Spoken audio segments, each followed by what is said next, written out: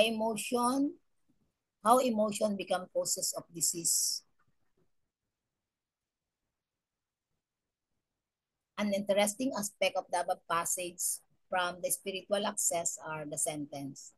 Heaven bestows us virtue, earth bestows us chi. When virtue flows and chi pulsate, there is life.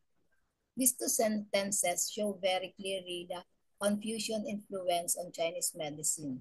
That idea that heaven bestows us virtue. The term used for virtue is typical Confucian term indicating the qualities of the Confucian sage, and the translation as virtue is inevitably inadequate. So chapter 5, the simple question says, anger injures the liver. So ang naapektuhan ay ang liver, sadness counteract anger. Joy injures the heart. So yung fear naman, ang kinakounteract niya ay joy. Pensiveness injures the spleen. Anger counteract pensiveness. Worry injures the lung. Joy counteracts worry. Fear injures the kidney. Pensiveness counteracts fears. So yan po yung mga emotion na, di ba minsan, balik tayo dun sa ng worry injures the lungs.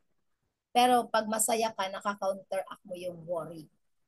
Pag natatakot ka, pwedeng manghina yung kidney mo, pero pag nawawala yung takot mo, nagkakaroon ka ng pag-asa, nakaka-counteract mo yung fear. So nagkakaroon ng positive energy from the negative energy. An interesting feature of this passage is that each emotion is said to counteract another along the controlling sequence of the 5 elements. Yung ating diagram yung pag sobra kang masaya, yung fire, yung anger, yung wood, takot, water, yung kidney yan, sadness, metal, or yung lungs. Pensiveness, sobrang pag-isip, yung earth.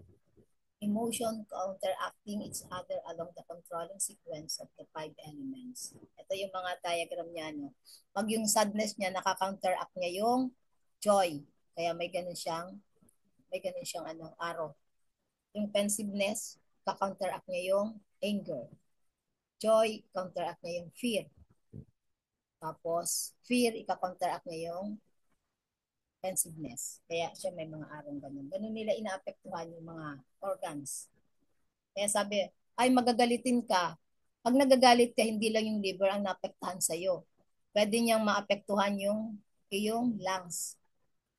Galit ka, pagkatapos ng galit mo, may ka rin ng lungkot. Makaramdam ka rin yan. So parang ganun po yung ng diagram natin. For example, so yung fear daw ay pertains to kidney and water. So ang tubig ang nagko-control sa fire, di ba sa real pag may fire, busan mo ng tubig, maka-counteract niya, mawawala yung fire.